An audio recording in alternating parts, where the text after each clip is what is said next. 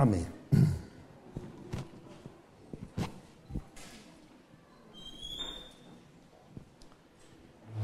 Amén.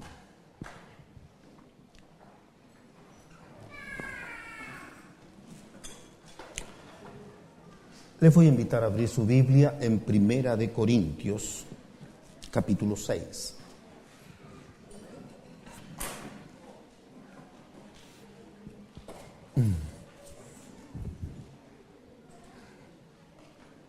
Amén.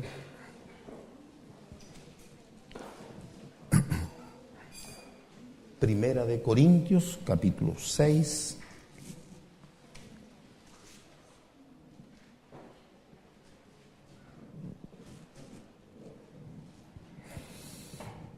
Amén. Vamos a leer desde el versículos 4 y 5. Si pues tenéis juicios sobre cosas de esta vida, ¿ponéis para juzgar a los que son de menor estima en la iglesia? Para avergonzaros lo digo. Pues ¿qué? ¿No hay entre vosotros sabio, ni aun uno, que pueda juzgar entre sus hermanos? Amén. Solo eso.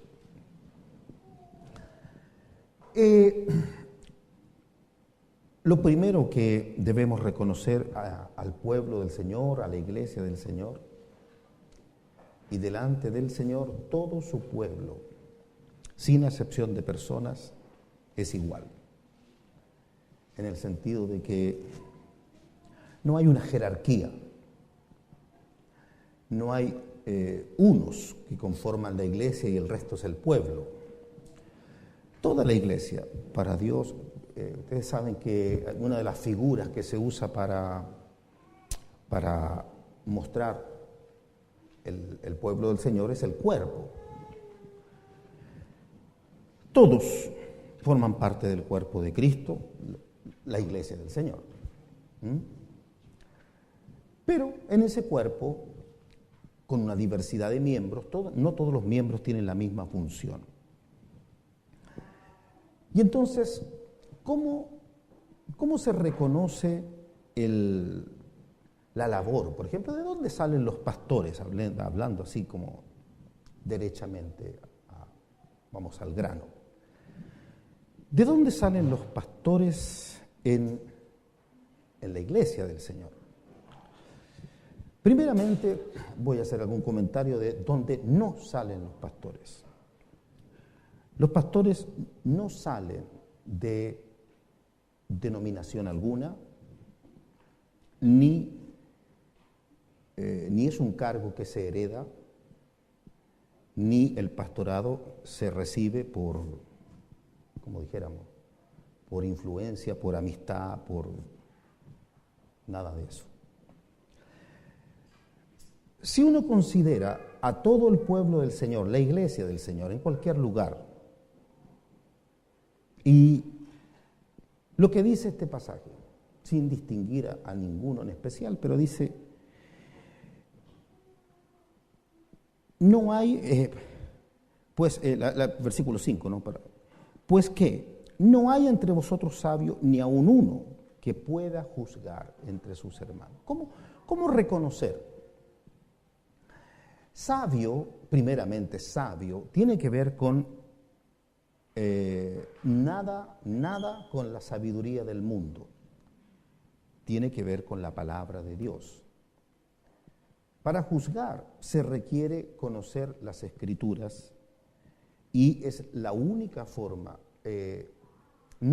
todos nosotros, como si realmente uno va a hablar alguna cosa, debiera hacerla de acuerdo a la palabra de Dios, porque somos creyentes, porque decimos y proclamamos que Él es nuestro Rey.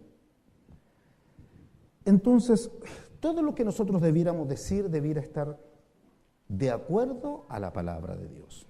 Nosotros nunca debiéramos decir algo opuesto al Señor. Entonces,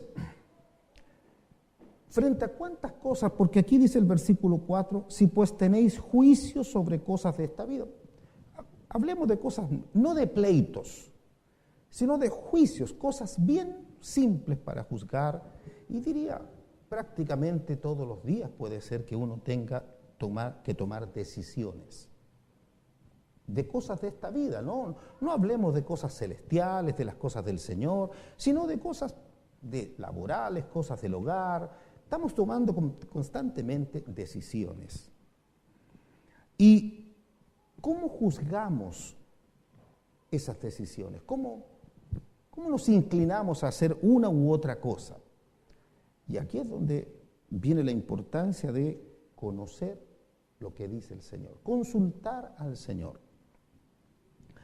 Quizás para algunos pudiera ser una exageración, que en todas las cosas haya que consultar al Señor. Bueno, pudiera ser que para algunos le parezca una exageración, pero si quiere que le vaya bien, es lo mejor que puede hacer. Cuando un niño quiere tomar una decisión, lo más sabio que puede hacer es preguntarle a papá o a mamá. ¿Por qué? Porque saben más, le van a instruir mejor. Papá y mamá ya conocen, quizá ya pasaron por ahí y ya pueden entonces saber si hay peligro en lo que va a hacer, lo que no va a hacer, y le podrán decir, mira, no lo hagas, no te conviene, etc. Ahora, nosotros ya adultos, pero con esa diferencia del mundo, creyentes, nosotros debiéramos en cada cosa consultar al Señor, no como una forma de, no sé cómo decirlo, pero no como una forma ritual o religiosa, sino realmente buscando que me vaya bien. Y a uno le va a ir bien si le hace caso al Señor, que Él es la fuente de la sabiduría, Él es la fuente de la inteligencia. Por ejemplo, hay un pasaje que quisiera pedirles que me acompañasen al libro de Isaías en el capítulo 8.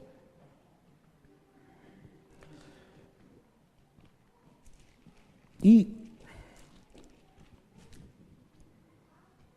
leyendo desde el versículo 19.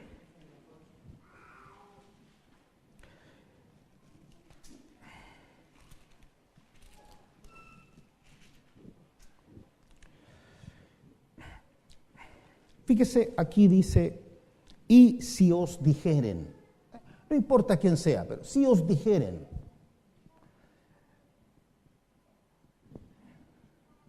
preguntad a los encantadores y a los adivinos que susurran hablando, responded, ¿no consultará el pueblo a su Dios?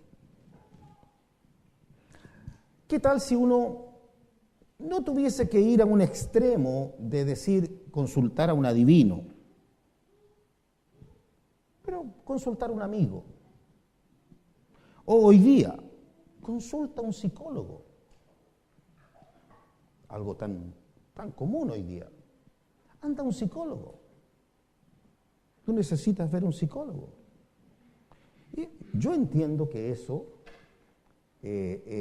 esa profesión es un sustituto del pastorado. O es lo que se ha dado el mundo para sustituir lo que debiera ser el consejo de Dios. Muchas veces el problema del hombre tiene que ver con su alma, tiene que ver con el pecado, y lo que necesita no se lo va a dar jamás un psicólogo. Por lo tanto, bueno, que el mundo consulte a quien quiera consultar, pero el pueblo de Dios, porque aquí dice, no consultará el pueblo a su Dios, está hablando del pueblo de Dios. Entonces, de pronto uno se puede dejar guiar por tanta consejería que hoy sale en televisión, por ejemplo. Cualquier persona habla y va entregando modelos de vida, va entregando pensamientos, así pareciera en una conversación común y corriente, una entrevista que se haga. Usted está escuchando eso y la gente está entregando una información que va moldeando la mente de los auditores o de los televidentes. Porque la gente va diciendo, pero si lo dijo tal persona, entonces debe tener razón. Y así la gente va repitiendo después conceptos. ¿Y qué hay de nosotros como pueblo de Dios? ¿De quién aprendemos? ¿No consultará el pueblo a su Dios? El versículo completo dice, ¿consultará a los muertos por los vivos? Quiero decirle, los muertos. ¿Qué dijo el Señor respecto? ¿Recuerdan ese pasaje que dijo, deja que los muertos entierren a sus muertos? Y Efesios capítulo 2, donde dice que nosotros estábamos muertos en delitos y pecados. Es decir, alguien que no está en Cristo está muerto.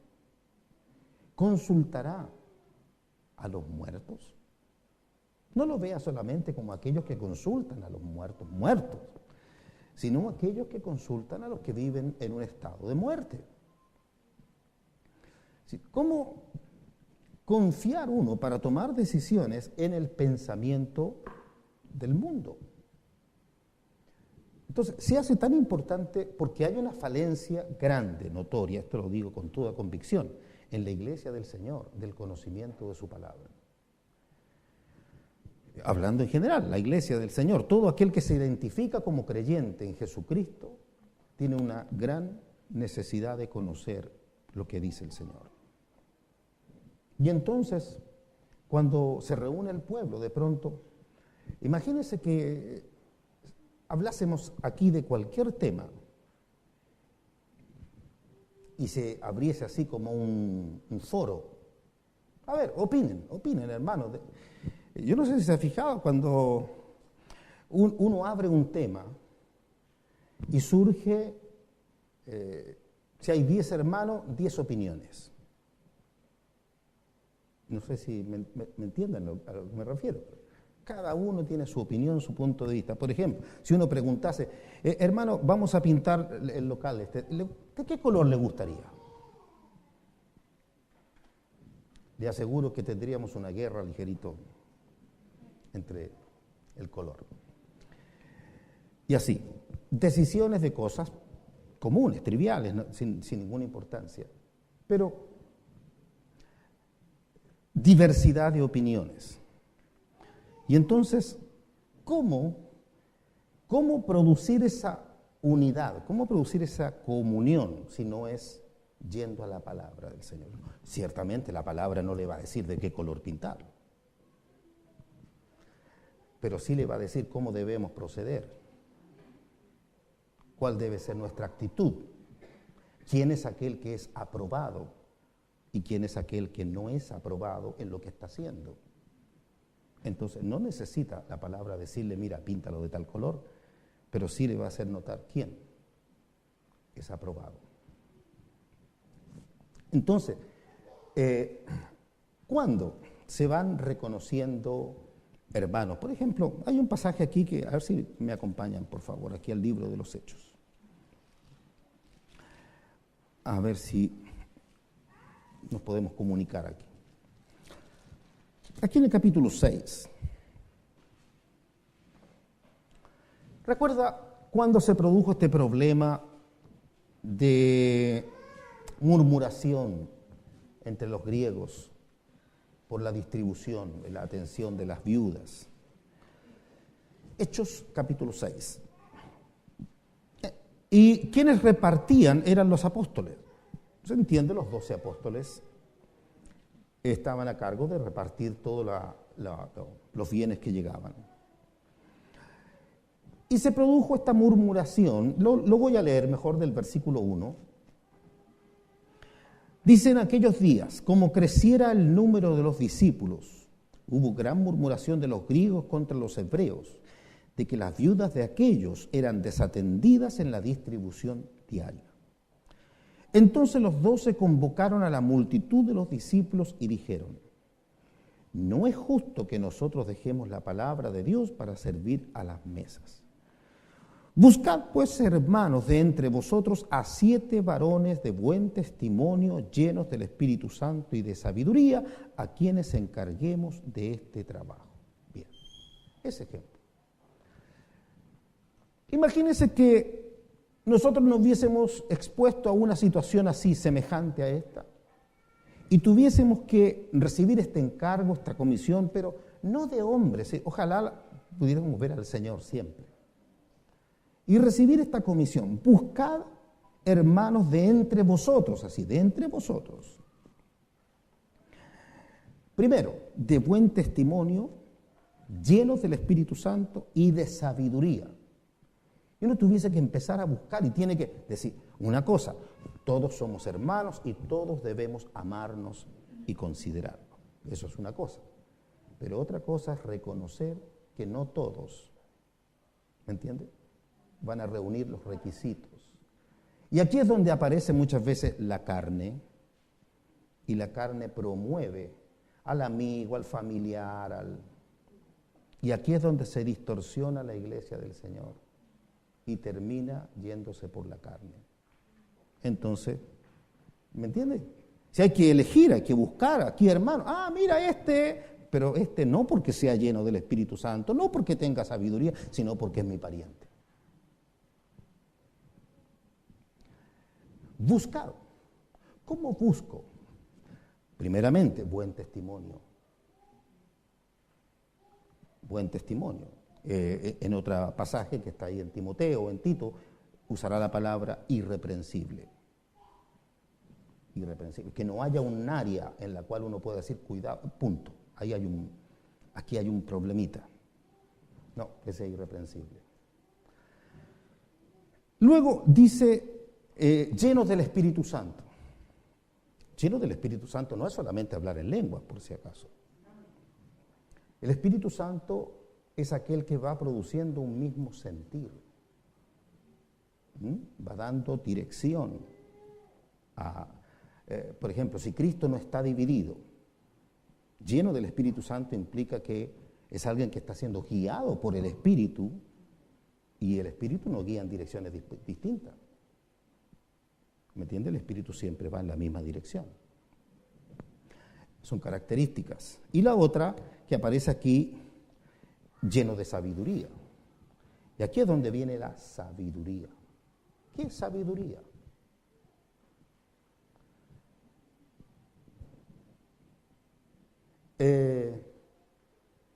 La sabiduría tiene que ver con la aplicación de la palabra de Dios en el lugar adecuado, en el momento adecuado.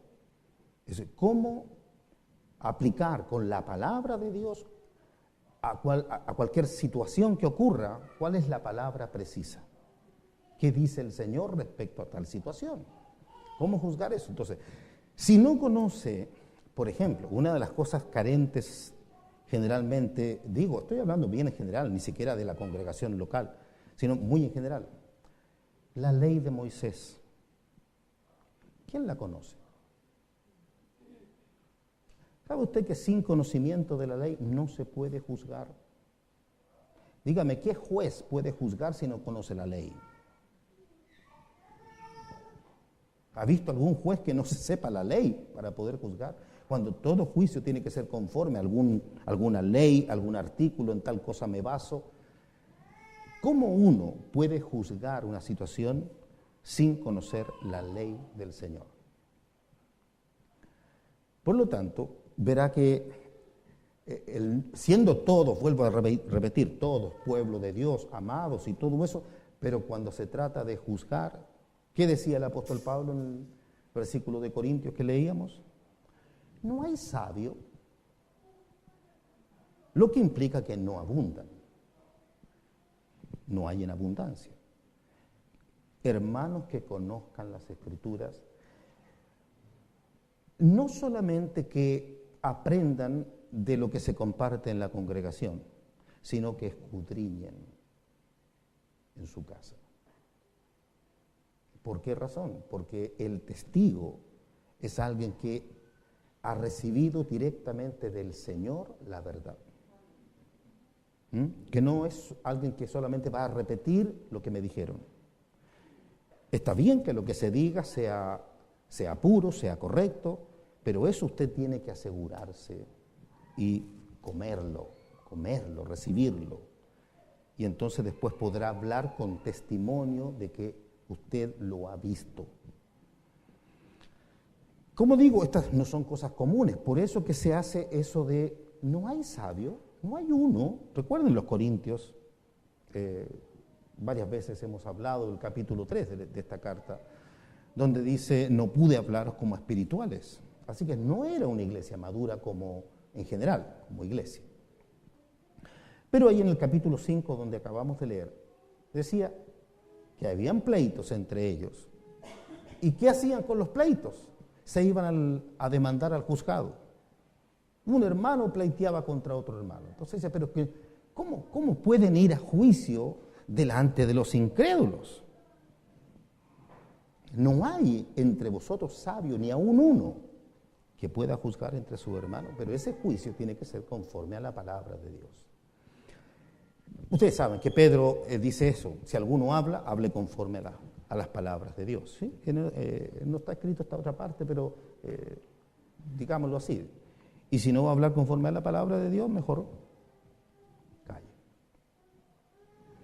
¿Por qué? Porque el que habla, siempre el que habla debe ser el Señor, no el hombre. Quiero decirle, ningún pastor, líder en el área que sea, tiene potestad de parte del Señor para decir lo que quiera. Nadie. El Señor, cuando constituye algún ministerio de la palabra, lo constituye para que hable lo que Él dice. No lo que uno quiera decir, sino lo que Él dice. Así que vamos a tratar de ver alguna cosa más específica. Fíjese aquí en Hebreos, en el capítulo 13.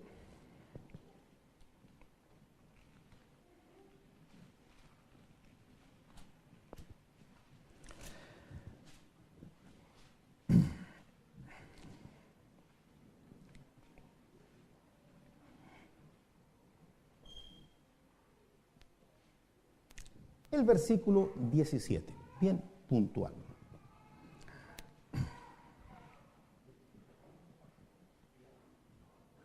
Amén. Ahí dice, obedeced a vuestros pastores y sujetaos a ellos. Aquí hay que tener cuidado con esta palabra porque justamente puede ser usada en la carne.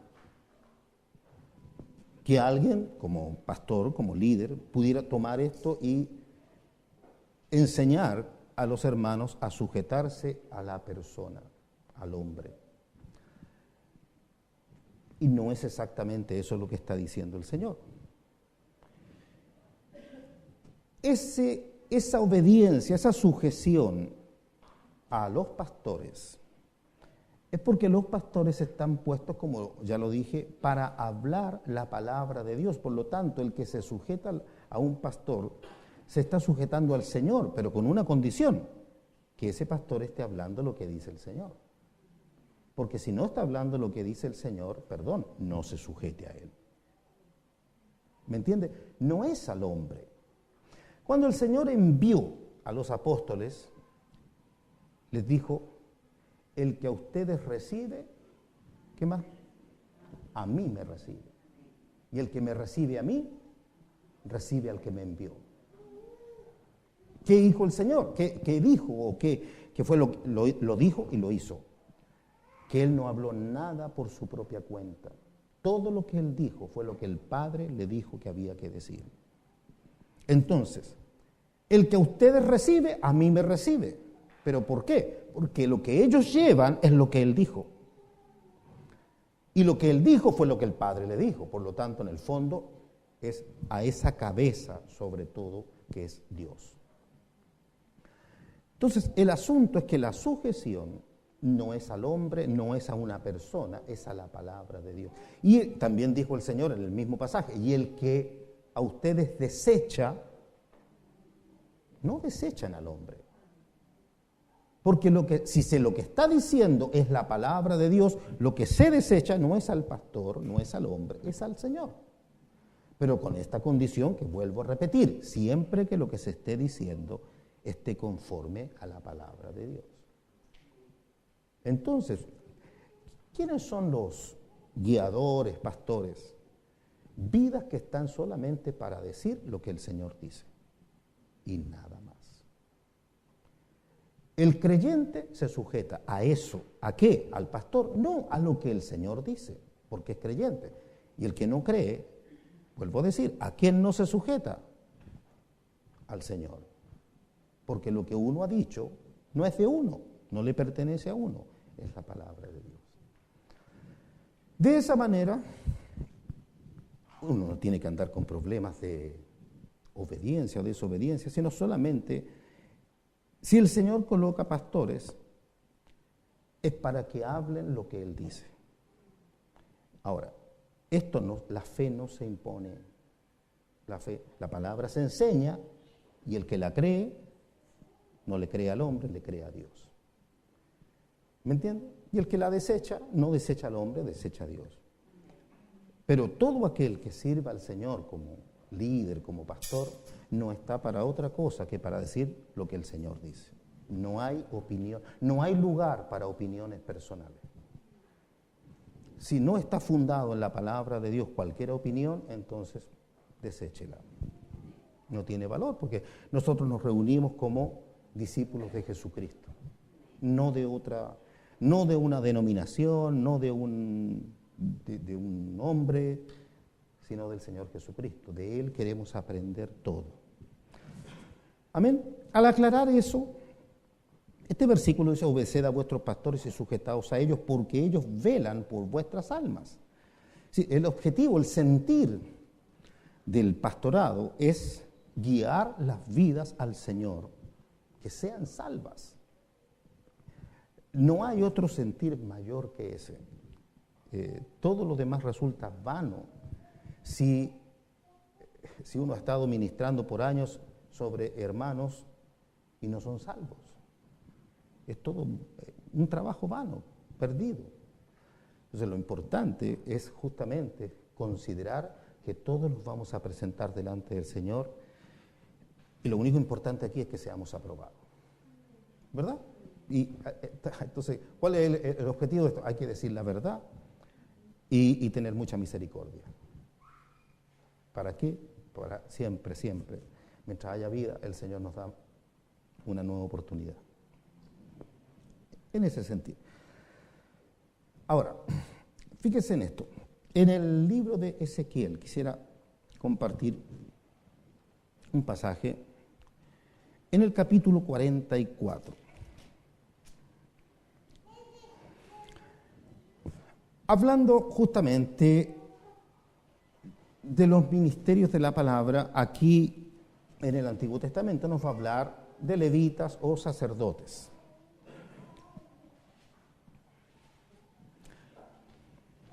Sacerdote es aquel justamente que,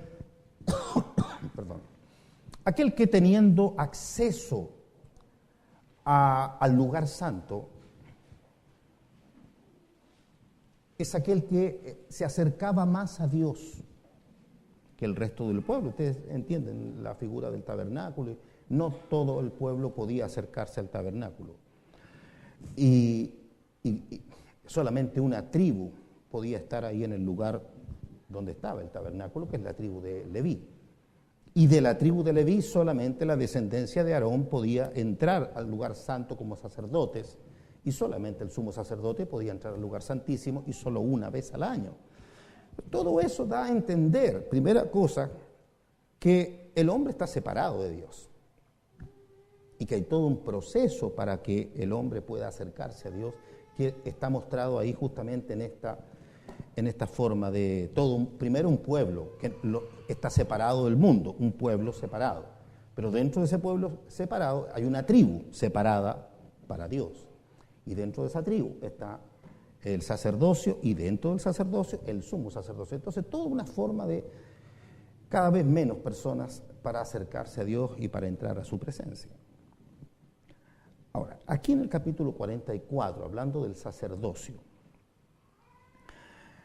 dice el versículo 21, ninguno de los sacerdotes beberá vino cuando haya de entrar en el atrio interior.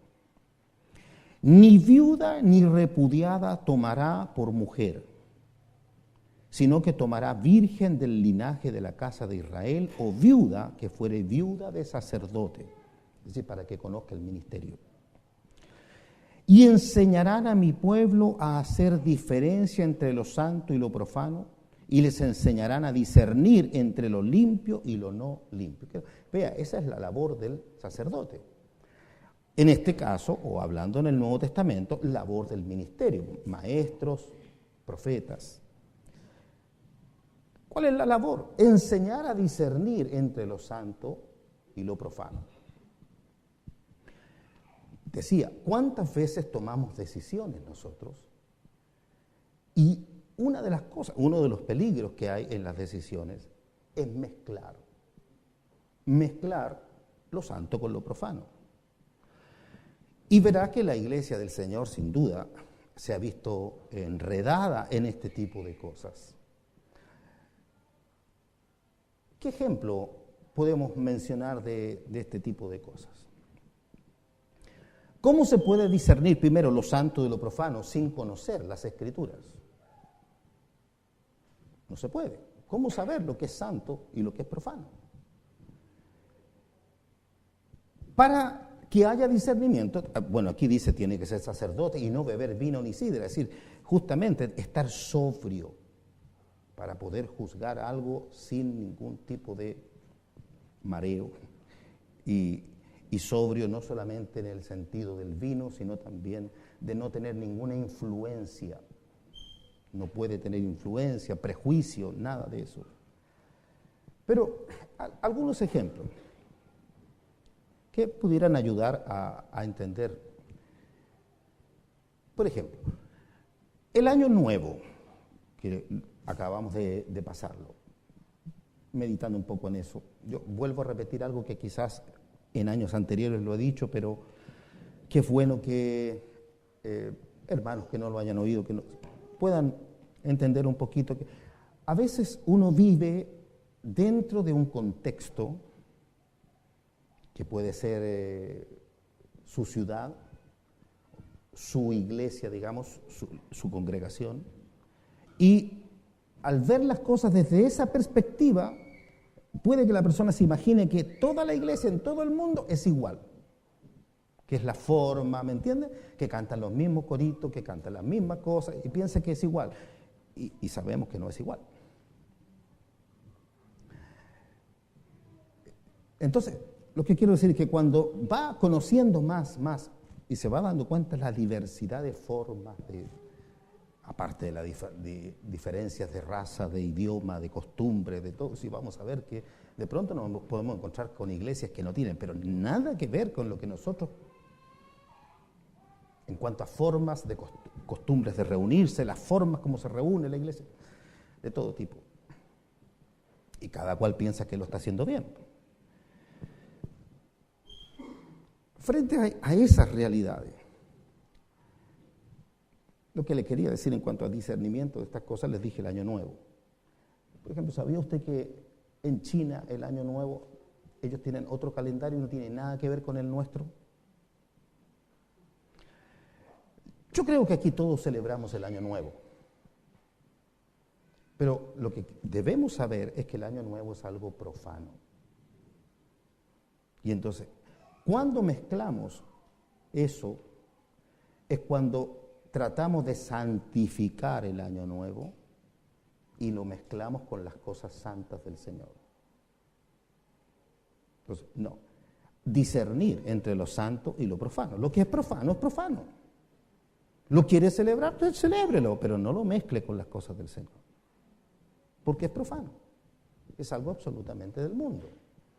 No digo que sea pecado, pero no es santo. El año de hecho, el judaísmo tiene otro calendario, y tiene un calendario civil y un calendario religioso. Y son dos calendarios distintos dentro del judaísmo. Entonces, nosotros tenemos un calendario y nos parece que eso es normal. ¿Por qué? Porque hemos nacido en esta cultura y vivimos dentro de este calendario. Pero ¿sabía usted que los chinos tienen otro calendario y los chinos son más millones que nosotros? Así que imagínense la multitud de gente que no celebró el Año Nuevo ahora. Tienen otro calendario, en otras fechas lo celebran. Entonces, no, ¿qué es el Año Nuevo? Es una forma de medir el tiempo. Que nosotros la midamos así, que otros la midan de otra manera, pero no tiene que ver con Dios. Entonces, es profano. Otro ejemplo, su cumpleaños. ¿Alguien está de cumpleaños esta noche? El cumpleaños, entramos en lo mismo, es algo profano. Pero si usted quiere celebrarlo, está bien. El problema es cuando hacemos de esas cosas un culto. Hacemos de lo profano, lo mezclamos con las cosas que son santas del Señor. Y empieza a haber una cosa que no se distingue, ¿me entiendes? No se distingue lo santo de lo profano. ¿Para qué decir de la Navidad? Ya lo he dicho tantas veces. La Navidad no es una fiesta santa, es una fiesta profana. Y no solamente profana, es falsa. Pero uno sabe que de pronto está tan enraizada en los corazones, tan metida, que ¿cuántos hermanos la celebran? Pero como iglesia, ojalá nunca. Otra cosa es en su casa. ¿Pero por qué como iglesia no? Porque no está en la palabra de Dios. Discernir. ¿Qué es lo? Vuelvo a decir lo que el Señor dice, no lo que a mí me parece, no lo que es mi criterio, no, es lo que el Señor dice. Y todo lo que es santo es lo que Él manda. Sus mandamientos son santos. Su palabra es santa. Todo lo demás, lo que Él no ha dicho, no tiene valor alguno. Si alguien lo quiere, si alguien lo ama, si alguien quiere hacerlo, allá Él. Pero no mezclarlo, porque eso es meter levadura en aquello que es puro. Entonces, el discernir tiene que ver con saber separar. Separar lo que es profano de lo que es santo. La palabra de Dios es santa, muy pura. Y entonces no debe ser mezclada con nada. Porque esa palabra tiene poder para salvar nuestras almas. Y todas las demás cosas profanas no tienen ningún poder. ¿Me entiendes? No tienen ningún valor. Lo que no quita que uno pueda deleitarse en cosas que son naturales. Por eso le digo, si usted está de cumpleaños y me invita, yo voy. Encantado, no hay ningún problema. No estoy tratando de decir cosas, eso no, es pecado. No. Pero lo que es santo, y lo que es profano. Eso es todo. De hecho, con varios nos hemos dado el abrazo de Año Nuevo. Pero teniendo las cosas claras, yo no le vengo a dar el abrazo al Señor. Porque el Señor no está de Año Nuevo. ¿Me entiendes? Eso es mezclar las cosas. Eso es una forma de mezclar las cosas. El Señor no está celebrando el Año Nuevo. Aquel que es el eterno, aquel que creó el tiempo, el que está antes del tiempo y que permanece más allá del tiempo, Él no está celebrando el Año Nuevo. Son cosas de hombre. Entonces, esa separación de lo santo y lo profano. El saber, entonces, discernir implica no mezclar, no tratar de santificar las cosas que el hombre hace y tratar de traerlas a la iglesia y ponerle un barniz cristiano. Porque todo lo que inventó el hombre sigue siendo profano. Podemos decir sí con facilidad estas cosas, pero lo importante es en la práctica ese sí se mantenga. ¿Y a qué me refiero? La palabra de Dios está completa. Y está completa. No tenemos necesidad de añadirle nada. Entonces, cuando el hombre le añade, la echa a perder. ¿Amén? Entonces, es muy importante esto para decidir cosas. No mezclar en los pensamientos. Estas cosas están en el corazón. ¿Me entiende? Son valores que están en el corazón y muchas veces entonces uno al tomar decisiones mezcla o tiene que ver con dejarse guiar por lo que el Señor dijo que es sumamente peligroso el corazón. Engañoso es el corazón y perverso más que todas las cosas. ¿Quién lo conocerá? Entonces, cuando los sentimientos, aquí es donde hay que tener mucho cuidado, los sentimientos son engañosos. Nunca se puede juzgar sentimentalmente. Nunca juzgue algo sentimentalmente, porque no va a poder juzgar bien. Y dígame que las personas no son sentimentales. ¿Cuántas veces en tomar decisiones, cosas así, lo que aflora son los sentimientos? Lo que yo quiero, no lo que dice el Señor, es lo que yo quiero. Cual sea mi sentir. A ver, voy a entrar un poquito en algo bien importante. Acompáñenme a 1 Corintios 7.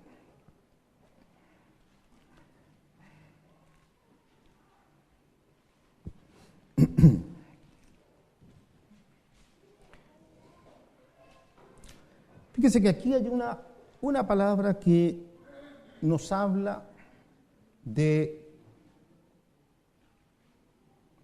noviazgo. Vea que algunos levantaron la antenita al tiro.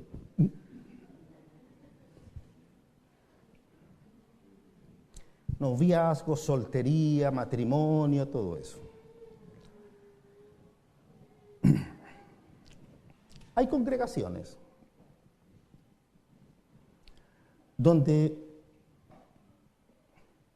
podríamos decir, se da de todo. Hay congregaciones bien estrictas, al polo opuesto, donde no se hace nada sin permiso del pastor. ¿Sí? Yo conozco así que. Ahora, para relacionarse, especialmente jóvenes, antenas, para relacionarse entre hermanos, que me gusta, etc. Ustedes me entienden, ¿no es cierto? Ese es un deber de padres, aquí hablando a los padres. Los padres son los que tienen potestad de parte del Señor para decir a su hijo, su hija, me parece bien o me parece mal. El problema es cuando las cosas se hacen a escondidas, en tinieblas. Eso no es del Señor. Entonces, fíjense en esta palabra. Dije 1 Corintios 7, versículo 36. Está hablando al padre, principalmente al padre. Dice, pero si alguno piensa que es impropio para su hija virgen, que pase ya de edad, y es necesario que así sea, haga lo que quiera, no peca, que se case. ¿A quién le dice? Al padre. No es la hija la que decide hacer lo que quiera, es el padre el que decide si se casa o no se casa. Dije, esto es para creyentes, porque la filosofía del mundo no anda ni cerca de esto. Lo que el mundo hace, lo que el mundo piensa, también lo he dicho otras veces. Hoy día los padres son los últimos en enterarse que van a ser abuelos y por lo tanto tienen que casarse. ¿Es así o no es así? Bueno, en el Señor no es así. Entonces, esto se trata del padre, pero si alguno piensa que es impropio para su hija virgen, que pase ya de edad, y es necesario que así sea, haga lo que quiera, no peca, que se case. Pero el que está firme en su corazón, sin tener necesidad, sino que es dueño de su propia voluntad y ha resuelto en su corazón guardar a su hija virgen, bien hace. De manera que el que la da en casamiento hace bien, y el que no la da en casamiento hace mejor. Bueno, yo no voy a compartir esta palabra para asustar a nadie, de que no la van a dar en casamiento. Más de alguna debe estar así. No, sino para, primero, mostrar que es potestad de los padres, no de los pastores. ¿Ah? Así que en esa área creo que uno como pastor no tiene que meterse a decir si se puede o no se puede. Si los padres autorizan, la responsabilidad de los padres. El problema es que sí se debe consultar a los pastores. ¿Por qué razón? No pedir permiso, que es distinto, pero consultar por qué. Porque después vienen a uno a decirle que los case.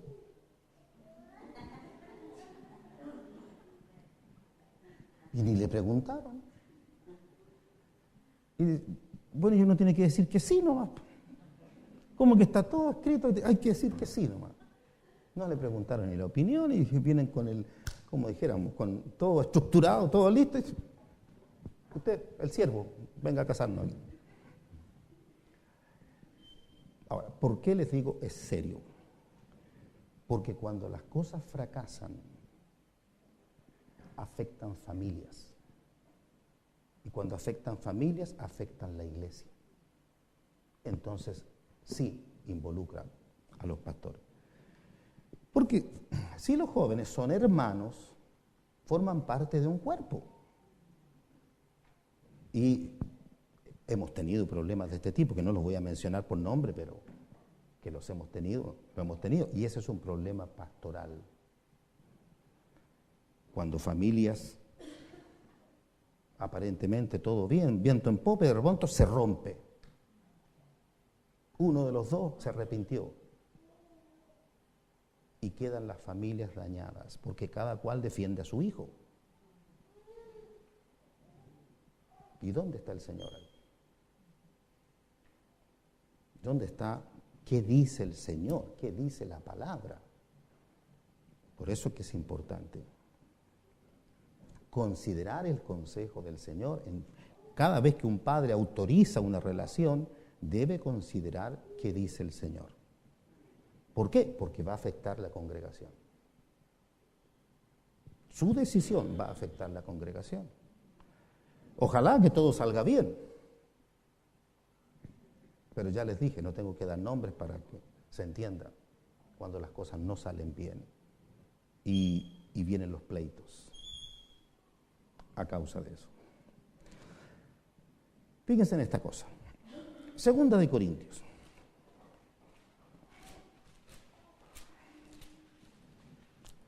Capítulo 6. Un ejemplo que pueda servir para un poco entender la misión pastoral en este tipo de situación. ¿Qué tal si un padre o una familia acepta la relación de su hijo o su hija con un inconverso? Entonces dice, no, pero es buen chiquillo. No es convertido, pero es buen chiquillo, buen hijo, es profesional, etcétera. Le tiene todo el cartel ahí. Y vienen entonces al pastor a decirle, mire, que queremos casarnos. De partida le digo, no. ¿Por qué? Porque yo no puedo bendecir lo que Dios no bendice. Yo no puedo decir sí a lo que Dios dice aquí, que quiero que lo lea, 6:14, segunda de Corintios, no os unáis en yugo desigual con los incrédulos. ¿Cómo Dios va a bendecir lo que Él mismo está diciendo? No lo hagas. ¿Y qué pasa si me dicen, no, pero es que el Padre tiene potestad? Sí, pero no para ir en contra de la palabra del Señor. Ningún creyente debiera permitir que sus hijos se unan en yugo desigual. ¿Por qué? Porque están yendo en contra del Señor. Y vuelvo a decir, el consejo del Señor es sabiduría. El que confía en el Señor le irá bien, porque Dios sabe lo que dice. Pero el que conociendo la voluntad del Señor la desecha, digo, hermano, no es para que se enoje con uno, es para que entendamos que Dios quiere su bien. Dios no quiere que el hombre le vaya mal, el Señor no quiere que el hombre fracase. ¿Pero por qué se fracasa? ¿Qué dijo el Señor? Por la dureza de vuestro corazón os permitió el divorcio. ¿Por qué el divorcio? Porque el divorcio es causa de que hay separación. ¿Y por qué hay separación? Por la dureza de corazón. Por no recibir la palabra del Señor en el corazón. Entonces, quiero que se sepa eso. Decía, supóngase que pastoralmente uno dijera, bueno, sí, en realidad a lo mejor se convierte. Entonces, bendigamos. ¿Cómo vamos a bendecir lo que Dios está diciendo? No lo hagas. Entonces, la iglesia no está para decir, no es que hay que casarse por la iglesia, no es un rito. Lo que sí se hace es decir lo que Dios dice. La iglesia se reúne para hablar lo que Dios dice. Y entonces, en estas cosas, así como los padres tienen potestad sobre los hijos para autorizar o no autorizar, pero ese autorizar tiene que ser con, usted pretende, por ejemplo, usted pretende a mi hija, comprométase. ¿Cuántas vacas?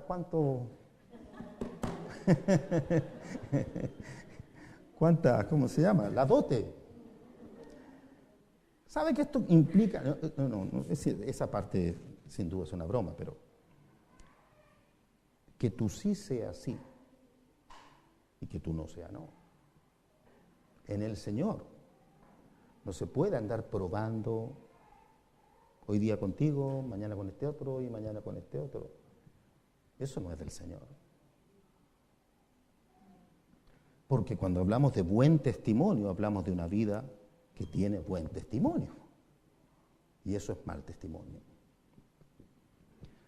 Entonces, los padres tenemos una responsabilidad de saber guiar, aconsejar a nuestros hijos.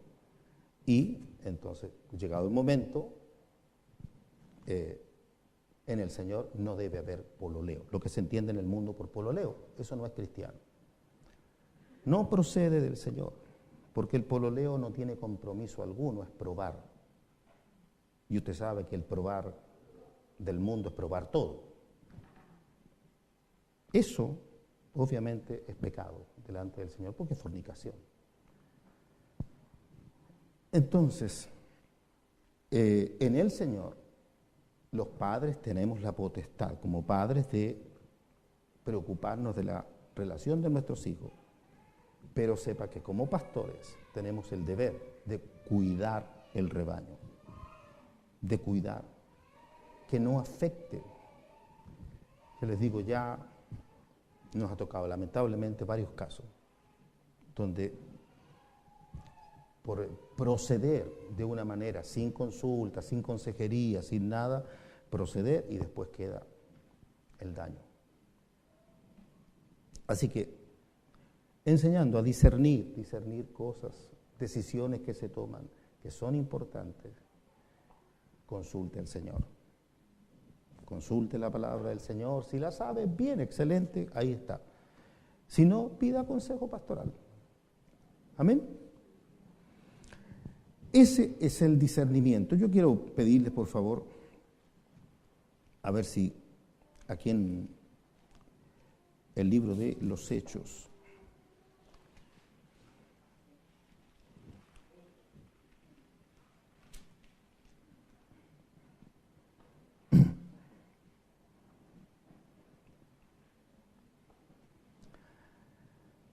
no sé si pude comunicar adecuadamente,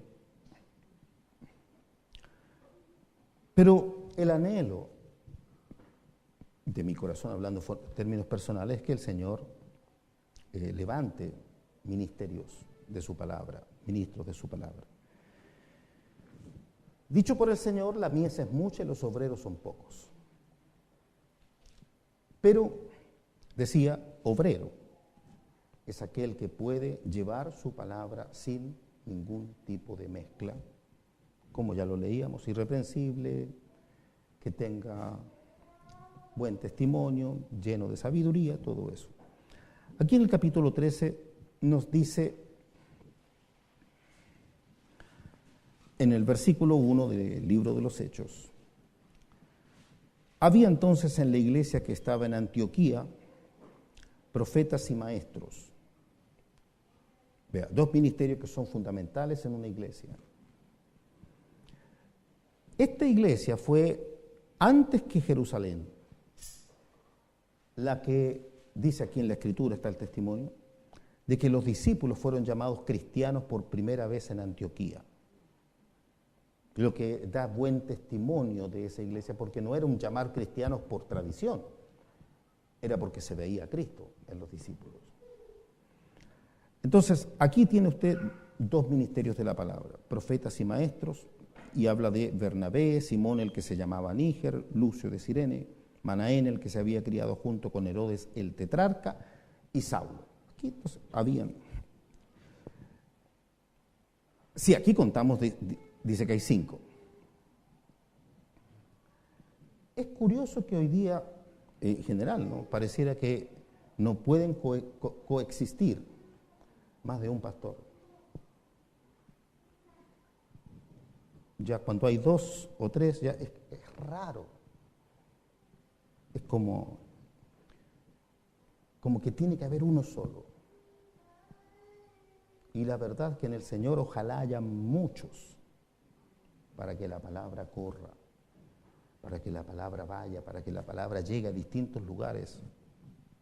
Se requiere. Entonces, cuando hablamos de juzgar, cuando hablamos de sabiduría, cuando hablamos de... Lo que se requiere es conocimiento de la palabra del Señor. No juzgue nada sin consultar la palabra.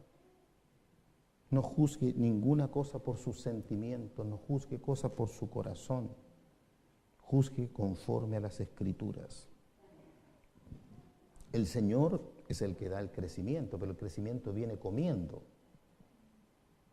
El que no come se debilita. El que no come no va a alcanzar entendimiento. Entonces se requiere comer, y comer no es solamente venir a oír, es escudriñar en la casa.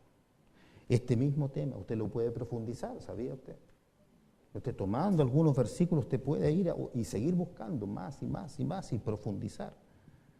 Y eso hace que el Señor le va a ir enseñando, le va a ir nutriendo. Y el Señor entonces va dando una dirección que tiene que ver con lo que al principio hablé, de lo que es lleno del Espíritu. Yo cuando comenzaba en el Señor, lleno del Espíritu era hablar en lenguas. Y eso es lo que más o menos se entendía. Ya, el que hablaba en lenguas está lleno del Espíritu. Y claro, la Escritura dice que fueron llenos del Espíritu y hablaban en lenguas. Pero es bastante más que eso, fíjese. Entonces, cuando hablamos de ser lleno del Espíritu, no es solamente eso, no es dejarlo a un lado, es parte. Pero una de las virtudes que tiene el don de lenguas es la separación con la razón.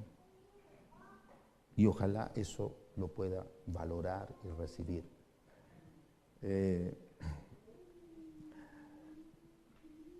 Uno puede conocer las Escrituras, pero racionalmente. Y las puede tomar racionalmente. Y por lo tanto no las está tomando espiritualmente. Esa diferencia, ¿cómo decirle? Tendría que volver a citar esto de 1 Corintios 3. No pude hablaros como espirituales. ¿Me entiendes? No pude hablaros como espirituales, porque espiritualmente las cosas se entienden, dice ahí mismo en el capítulo 2, el espiritual juzga todas las cosas, pero él no es juzgado de nadie. ¿Ve? El hombre natural no percibe las cosas que son del espíritu, pero el hombre natural es racional. ¿Qué persona natural no es racional? Todo ser humano vive de acuerdo a su razón, ¿verdad? Salvo uno que esté loco y le dicen, bueno, está fuera de razón. ¿Por qué? Porque las cosas del espíritu parecen locura. Entonces, no es cosa de la naturaleza, no es cosa de tomar las escrituras de una manera racional y pensar que eso es maduro, porque sé mucho, porque he leído mucho. El asunto es que tiene que haber una renovación del entendimiento. Romanos capítulo 12. Tiene que haber una renovación del entendimiento para realmente comprobar la buena voluntad de Dios, agradable y perfecta. Sin una renovación del entendimiento, todas las cosas se entienden racionalmente. ¿Qué decir? El judaísmo conocía las Escrituras, instruido, como dice Pablo mismo, instruido desde la niñez, a los pies de Gamaliel, un excelente maestro, y perseguía la verdad. Conocer las Escrituras de una manera racional lo puede estar llevando a ir en contra de la verdad, como Saulo de Tarso. Así que, cuidado con entender solo como Biblia. No, esto es espíritu. La palabra de Dios es espíritu. Cuando habla de lleno del espíritu es porque el Señor va dando crecimiento y va dando entendimiento espiritual de las cosas. Y ahí entonces, especialmente entonces es un buen ejercicio ese, buscad entre vosotros, medite en su mente. Personas que usted diga en su corazón, esa persona yo la considero sabia, ajeno a todo prejuicio carnal, a todo, es que es mi pariente, es que es mi amigo, olvídese de eso. ¿A quién usted considera realmente una vida que ha crecido en el Señor, que alcanza entendimiento espiritual? Eso es. Entonces, no, decía, todo el pueblo del Señor son santos, todo el pueblo del Señor, si son hijos, son pueblo del Señor y son mis hermanos. Pero cuando se trata de entre los hermanos, ¿quién puede juzgar? ¿Se da cuenta? ¿Qué implica? ¿Dónde encuentro? No abunda, pero no descalificamos a nadie. Dios puede hacerlo en aquel que busca, en aquel que pide. Recuerde siempre ese versículo, ese capítulo 1 de Santiago, que debiera ser un desafío para nuestro corazón. Si alguno tiene falta de sabiduría, pídala a Dios, el cual da a todos,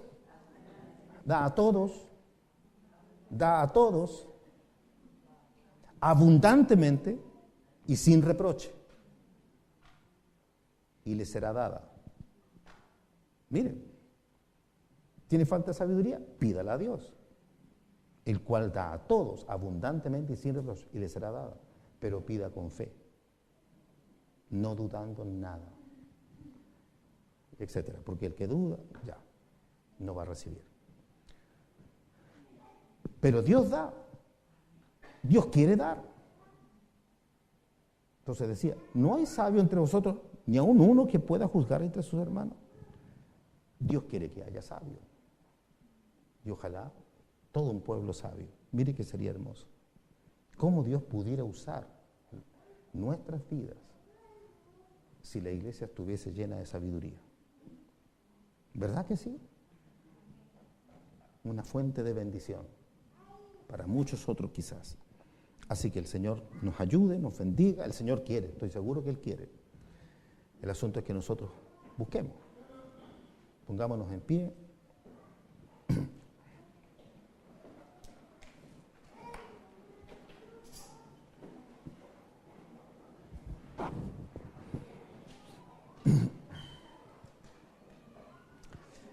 Sea tu nombre bendito, Padre.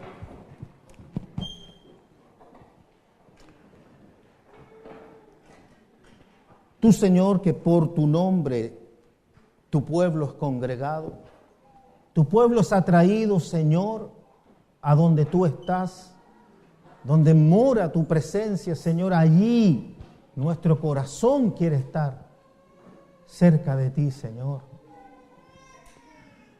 Por tanto, Señor, queremos darte gracias por haber estado esta noche reunidos en tu santo nombre, congregados en Cristo Jesús.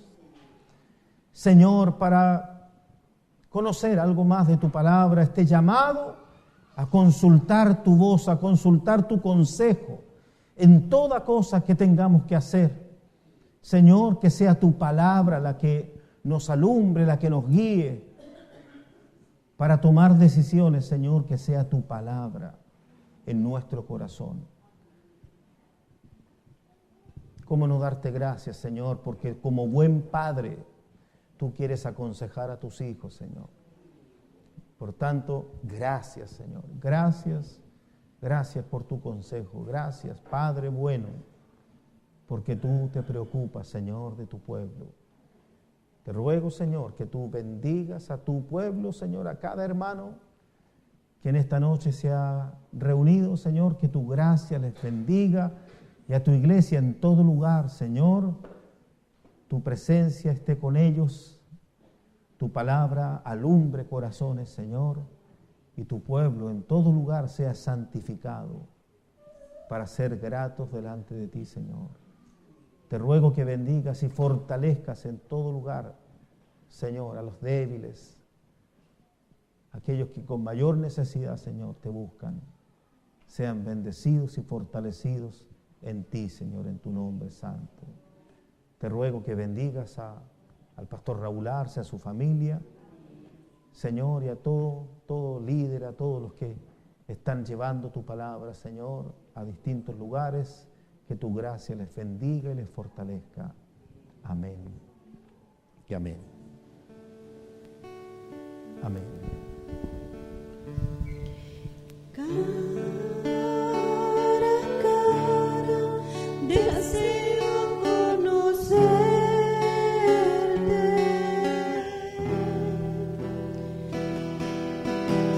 y tu rostro